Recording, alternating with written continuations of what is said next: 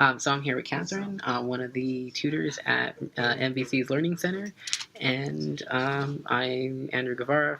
You should know me because I'm your instructor for MVC, and we're doing the tutor training class. And so we want to do a quick interview to just kind of overview maybe get some tips to incoming tutors and see what's worked. And so I have a few questions here. And my first one was, what are common challenges you find? Oh, no, that wasn't the first one. There we go. I'm already messed up. It's okay. How do you prioritize what you'll accomplish each session? I believe what's most important is to make sure that the students get their thoughts successfully down on paper. Okay. So making sure that they're critically thinking about, first of all, that they understand their prompt. That's very important. Mm-hmm. So I usually ask them if they have their prompt, just in case they're having a little bit of confusion about what it is that the professor or instructor is looking for. Once they understand their prompt, just really making sure that they pick something they're passionate about and that their topic or their theme is something that they feel passionate about. I think that's very important so that, they can enjoy what they're writing about. Right. Okay, let's see. So that leads to, what are some challenges that you'll face when you start a session or during a session, say? For me, as a tutor, as an English tutor, my biggest challenge is really listening. It's kind of tricky to be able to really listen, but also keep track of what your responses are going to be when the student is done talking. So maybe not just thinking about what my response is going to be the whole time and kind of getting that anxiety to really want to help them out, but relaxing, taking it slow, and just really listening to them. So like a performance anxiety that you have to say something really well thought out and meaningful every time. Yeah, exactly. So just kind of relax and really listen. And then if I forget, you can always ask again. So more important to listen than to come up with this brilliant response. It is more important to listen than to come with a brilliant response because you're there to help them. And listening is the best thing you can do. I like that. Okay, let's see. Do tutoring sessions ever not go so well? Sometimes they go not so well, but I would say that that's very minimal. Okay. Most of the time they go great.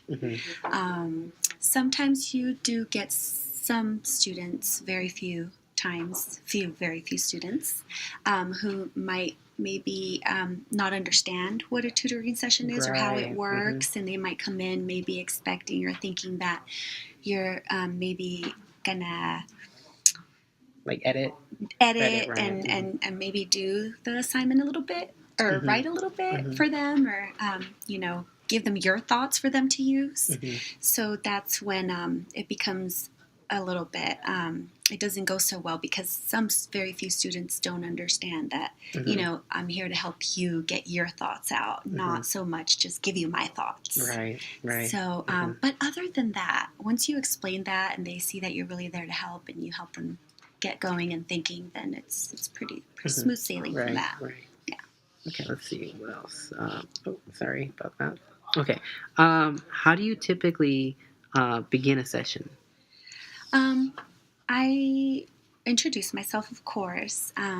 I smile at them, and I think it's really important to make them feel welcome and make sure that you let them feel like they can trust you, gain their trust. So I make sure that I welcome them and that they feel it's very important for me that they feel comfortable with me so that they can open up and, talk to me about what it is that they have in their heart that they want to write about for their assignment. So how can you tell, I'm going to throw kind of a sub-question in there, if that they're comfortable? What are some clues that tutors can look for, or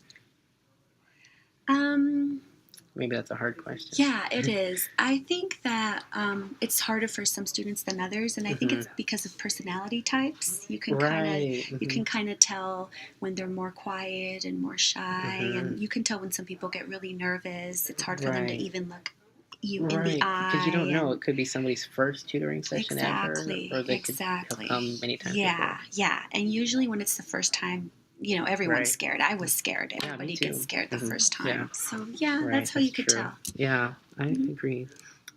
And then how do you like to conclude a session? Any strategies that you use, or? Well, I like to make sure that they understood my feedback, Mm-hmm. and I make sure that I got all their questions answered. Mm-hmm. I asked them, "Do you have any more questions? Are you Mm-hmm. sure you understand? Anything else you need?" Because it's important, Mm-hmm. that whatever they came in for, you did the best of your ability Right. to help them understand. I like to encourage them and just let them know that I'm proud of them just for being here. Right. And That's to keep a good up point. the good work. Mm-hmm. So encouragement. So like a little bit of encouragement at the end. Yeah. Something sort of optimistic. Yeah, it's important because Yeah. we can be very hard on ourselves, especially when it comes to writing. Exactly. So that encouragement, I think, helps a lot in closing. One of the things that my students seemed to, when it came to concluding a session, seemed to kind of be nervous about is how do I fit all this into, say, 15 to 30 minutes? Yes. So at what point do you, sometimes I guess you have other people coming in, so that Yes. kind of dictates the lesson or the tutoring session length. Yes. But at what point do you say, okay, now we're wrapping up? When do you think is ideal? Do you think that's 5 minutes before or even 2 minutes before? Or I think about, some people say maybe longer. 2, 3. I would say about 5 minutes before. Okay, yeah, Around that's 5 about minutes before. Yeah, 5 is a good amount of time to let them know, it's getting close to that time where we need to end the session. I might need to help. I need to help other students, or but work on what. Do you understand what Right. we've covered so far? Work on that on your own, and you can just let them know I'm here till whatever time, and there's other tutors, and as soon as you work on that, I mean, there's no limit in the amount of times you can come back. That's so true. just come back and kind of break it little by little. You will get students who want to do the whole thing in one session from beginning to end. Right. So you just kind of let them know, okay, well, we're going to work just on the topic right now, or we're just going to brainstorm right now, or we're just going to work on your intro or your thesis. So then that kind of lets them know, okay, so we can't get it all done in 30 minutes. Right, exactly. So, yeah, but other than that. Okay, very good. It's about 5 minutes. That I felt about the same. We've been reading and they say sometimes 10 minutes, and that felt, that seems a little bit too long. Right. Yeah. Because you still have a lot that you can cover, I think, absolutely. before that time. I think 5 is good. Right. And then any additional tips that you would give to new tutors? Yes. All students are different. Everyone thinks differently and learns in different ways. I have some students who are strong visual learners, and I've drawn things out and they get it, where if I'm just talking and talking and talking, they just can't get it. So just learning different skills, or using little tools like even the internet. It's wonderful that we can bring our own computers or even use the computers here at the Learning Center, because there's so many things that you can use to incorporate into your sessions to help students understand, what to get the point across. Right. So I think that's really important.